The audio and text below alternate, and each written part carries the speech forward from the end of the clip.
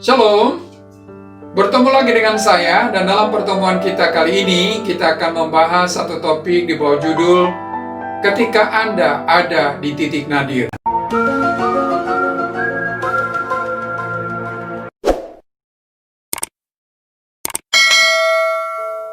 Saudara, terkadang pergumulan dan persoalan hidup membuat kita tersisih dan terpinggirkan dan tidak sedikit menjadikan hidup kita sampai di titik nadir. Hal inilah yang dialami oleh 10 orang yang berpenyakit kusta yang terdapat dalam Lukas pasal 17 ayat 11 sampai ayat yang ke-19. Karena penyakit kusta, mereka menjadi orang yang terbuang dari masyarakat di sekitar mereka. Mereka harus tinggal jauh dari komunitas masyarakat sehingga mereka menjadi orang yang terlupakan. Tentu hidup yang seperti itu menjadi hidup yang sangat menyedihkan, tidak peduli apapun yang mereka miliki dalam hidup mereka. Kita tidak tahu sudah berapa lama ke-10 orang itu telah mengalami keadaan seperti itu. Karena biasanya orang yang kena penyakit kusta jarang yang sembuh dan tidak sedikit harus mati dengan tetap di dalam penyakit kustanya. Ke-10 orang yang sakit kusta ini sudah ada di titik nadir, di mana mereka sudah tidak memiliki harapan lagi untuk mendapatkan kesembuhan dan kembali ke masyarakat. Tetapi di tengah-tengah kondisi seperti itu, mereka mendengar ada seorang pribadi yang begitu peduli terhadap hidup orang seperti mereka. Pribadi itu memiliki kuasa untuk memulihkan hidup seperti hidup yang mereka alami. Berita itu menghadirkan secercah cahaya akan pengharapan untuk keluar dari lorong gelap kehidupan mereka. Dan ke-10 orang yang sakit kusta itu pun pada akhirnya mendapatkan kesembuhan dan hidup mereka dipulihkan. Saudara, melihat kehidupan hari-hari ini di mana wabah virus corona yang melanda seluruh dunia yang berdampak kepada berbagai lini kehidupan, di mana ada banyak orang hari ini kehilangan pekerjaan, usaha banyak yang bangkrut, sehingga membuat banyak orang mengalami pergumulan yang menyeret banyak orang jatuh begitu dalam, dan mungkin ada banyak orang hari ini sudah sampai di titik nadir karena tidak tahu lagi harus berbuat apa dengan keadaan yang ada. Mungkin salah satu di antara orang itu adalah Anda sendiri. Namun sebelum Anda menyerah, ada berita baik buat Anda bahwa ada Yesus yang begitu peduli dan mengetahui pergumulan Anda dan ingin menolong Anda untuk keluar dari pergumulan yang Anda hadapi hari ini. Apa yang harus kita lakukan di tengah-tengah kondisi hidup yang mungkin hari ini sudah ada di titik nadir? Pertama adalah pohonkan belas kasihannya. Dalam Lukas pasal 17 ayat 12-13 berkata, ketika ia memasuki suatu desa, datanglah 10 orang kusta menemui dia. Mereka tinggal berdiri agak jauh dan berteriak, "Yesus, Guru, kasihanilah kami." Saudara, sekalipun pada waktu itu orang kusta menjadi orang yang tersisihkan dan dilupakan oleh masyarakat, tetapi ketika mereka mendengar tentang Yesus yang penuh dengan belas kasihan itu, tanpa mempedulikan stigma yang dikenakan kepada mereka, dan dengan penuh harap berusaha untuk bertemu dengan Tuhan Yesus.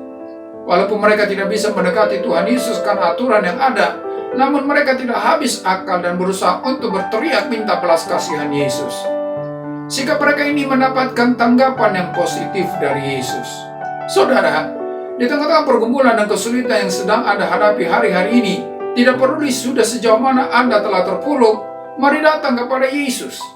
Pohonkan belas kasihannya, serukan namanya, karena Dia adalah Allah yang penuh belas kasihan dan Tuhan yang murah hati. Yesus sanggup menolong Anda asal Anda percaya kepadanya, sebab di dalam Dia ada harapan untuk dipulihkan, karena Dia adalah Allah yang Maha Kuasa. Jadi, jangan berdiam diri saja dengan merundungi nasib, sebab keadaan Anda tidak akan pernah berubah dengan cara itu. Tetapi melangkahlah untuk datang kepada Yesus dan memohon belas kasihannya. Maka Anda akan melihat kuasanya mengangkat Anda dari keterpurukan Anda. Tidak peduli apapun yang terjadi di dalam hidup Anda hari ini, percayalah bahwa Dia masih memegang kendali. Dan Dia tahu apa yang harus dilakukan untuk menolong Anda, asal Anda percaya kepadanya. Ingatlah, Dia ingin menolong Anda dan mau memulihkan hidup Anda. Yang kedua adalah taati perkataannya. Dalam Lukas pasal 3 ayat ke-14a berkata, lalu Ia memandang mereka dan berkata, "Pergilah, perlihatkan dirimu kepada imam-imam."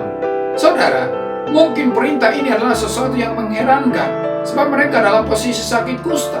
Hanya orang yang sudah sembuh lah yang akan pergi ke imam untuk mendapatkan legitimasi tentang kesembuhannya. Perintah ini tentu bisa mempermalukan mereka, tetapi itulah perintahnya.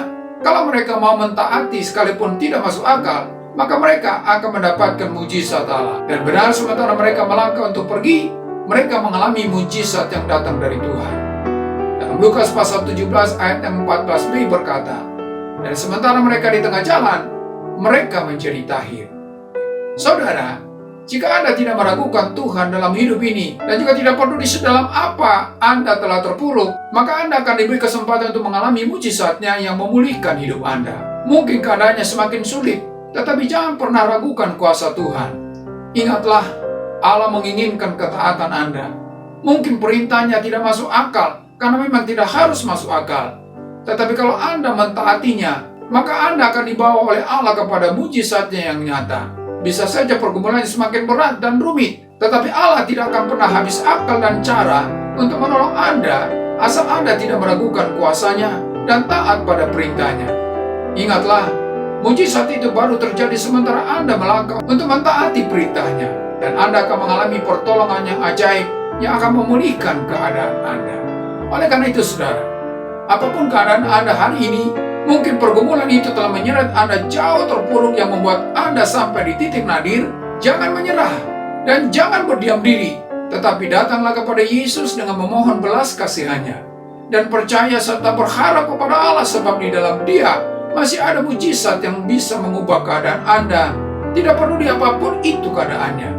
Dan jangan pernah ragukan firman-Nya, tetapi taatilah, sebab lewat ketaatan Anda kepada Allah, maka mujizatnya dinyatakan yang akan membawa Anda kepada pemulihan yang Anda inginkan.